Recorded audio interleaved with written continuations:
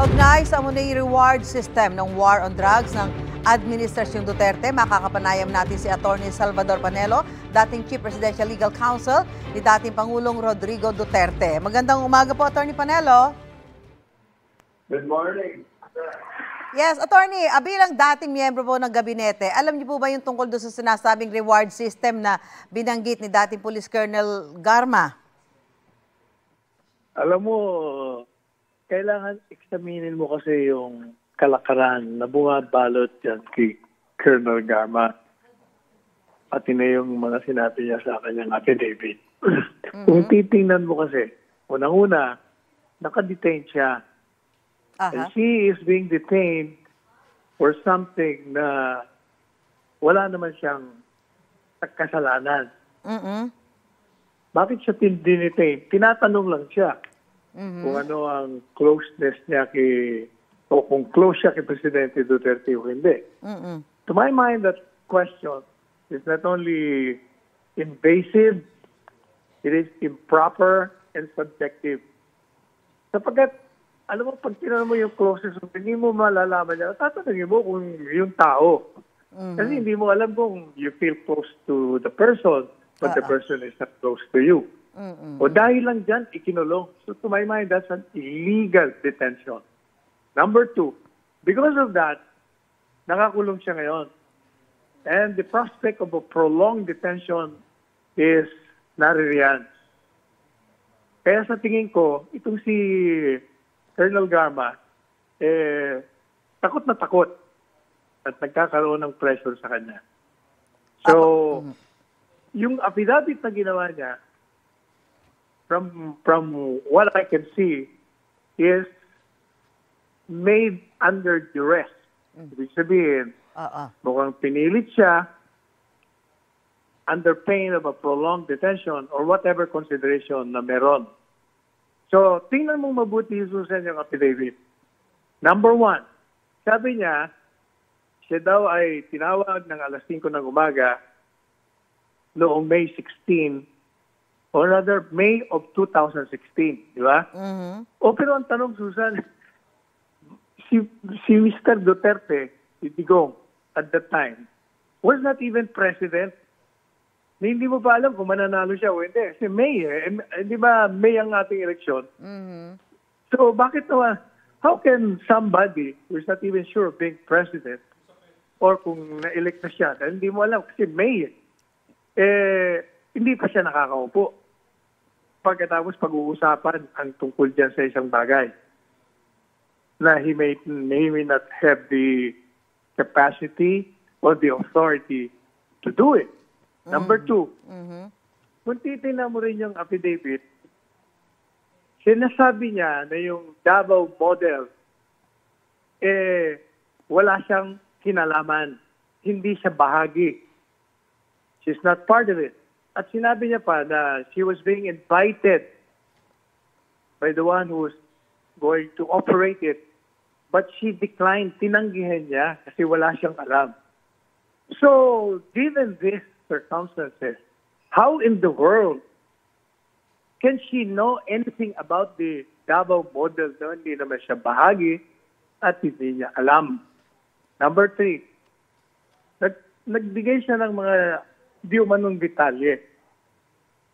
And yet, paano niya malalaman yung mga detalyeng yon kung number one, wala siyang alam. Number two, tinanggihan niya. And number three, ang sources niya. May source siya Sabi niya, she was informed. This particular detalye was conveyed to her. O, madalit sabi, di ibig sabihin, wala siyang personal na kaalaman.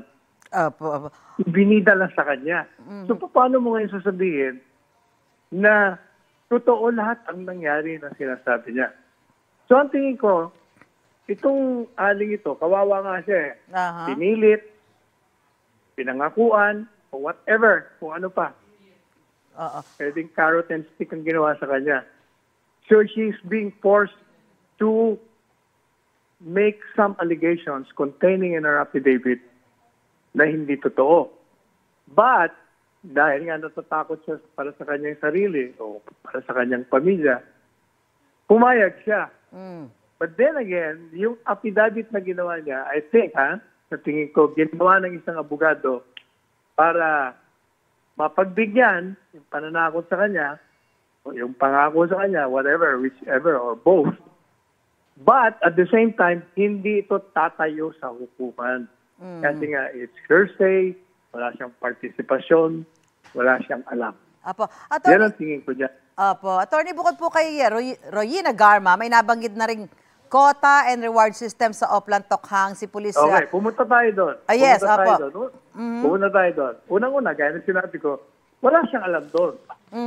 Kasi nga, hindi naman siya kabahagi. Pangalawa, kwento, kutsero lang sa kanya. But, ano ba ang tungkol dyan sa mga pondong yan? Tanda mo, Susan, one cannot launch a drug on war without finances. Sapagkat kailangan sa mga police operations, pupondohan mo yan. Kaya talagang merong pondo yan. Ang gobyerno ay talagang magpopondo dyan. Pero, para sabihin na parang pinalalabas na si Presidente Duterte nagbabayad para pumatay, there's no such animal. Hindi gagawin ng Presidente yan. Tanda mo, yun sa SONA, yung first SONA niya, sinabi niya, I'm launching this war on drugs. Kaya sabi niya, kayong mga pulis, gawin yung trabaho niyo. Pero pag kayo nag-abuso, there will be hell to pay. Kaya nung sinabi niya, di ba, nung kampanya, sinabi niya na yon. Kailangan, sabi niya, itigil niya na yan. Kung hindi, papatayin ko kayo. Yan ang ginagamit sa kanya, I will kill you. But when he said that, si Presidente Duterte, ang ibig lamang sabihin, because he was making, kandidato siya, tanda mo, kandidato siya. He was making a commitment and a policy statement kung anong gagawin niya bilang Presidente. And that statement and that commitment became a factor sa taong boboto sa kanya. Kung baga, nagbigay ka ng commitment sa amin, akong boboto sa'yo, nakako ka sa akin, may kontrata ka sa amin na kailangan gawin mo yan. But because of that, ibinoto siya. Attorney, so kaya itinuloy niya ang kanyang digmaan laban sa droga. At naging successful naman. Opo. Attorney Panelo, tatanong ko lang nga, bukod dito kay Royina Garma, may nabanggit na rin quota and reward system sa Oplan Tokhang. Ito naman si Police Lieutenant Colonel Jovi Espinido sa Quadcom noong Agosto. So ano masasabi nyo ngayon na dalawang mataas na pulis yung nagsasalita tungkol doon sa sinasabing drug war na yan? Sinabi ko na nga kung anong masasabi ko doon sa Okay, so sa talakaran na yun. Itong kay Espinido naman po, ano po masasabi nyo? Colonel Jovi naman, sa tingin ko, pareho ding kalakaran ang nangyari sa kanila. Kasi nga, dyan sa Kongreso, ang mga tao dyan, natatakot na eh. Kasi pag hindi mo gusto ang sagot, kinukulong ka. Pag hindi ka umimik, kinukulong ka. Wala. Kaya you have to do something about your own safety. Gagawa ka na lang para manahimik na lang ang buhay mo, gawin mo na lang kung anong gustong gawin ng pinagagawa. Kung ano yung sinasabi sa'yo. Ito pa, Attorney, sabi ho ni dating Pangulong Duterte, haharap siya sa Quadcom. Kailan po ba siya dadalo sa hearing? Nakausap niyo ba siya at may sinabi siya tungkol dito? So, nagkausap kami. At sabi niya, unang-una, wala man ko tinatanggap na imbitasyon. Saan pa nila pinadala imbitasyon?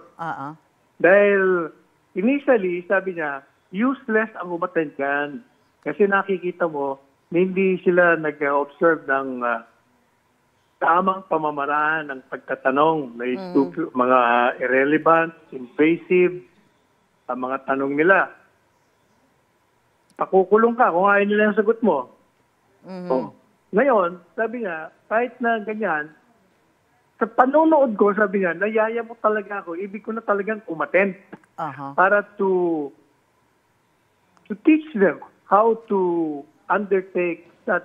Kasi dati naman siyang kongresista, at the same time, abogado pa siya, kaya alam niya ang pagtatanong. Pero ang problema, sabi niya, wala man ako natatanggap na imbitasyon. Pangalawa, kung pupunta ako, Susan, sabi niya, ito importante ko, sabi niya, kung pupunta ako doon, may condition ako. Kailangan, They should be asking educated questions, not irrelevant, not stupid, and not invasive. So yun ang ano niya. Anyway, so makikibalita na lang kami sa inyo. Maraming salamat po. Attorney Salvador Panelo, magandang umaga po sa inyo. Salamat din, Susan. Salamat Thank you. po.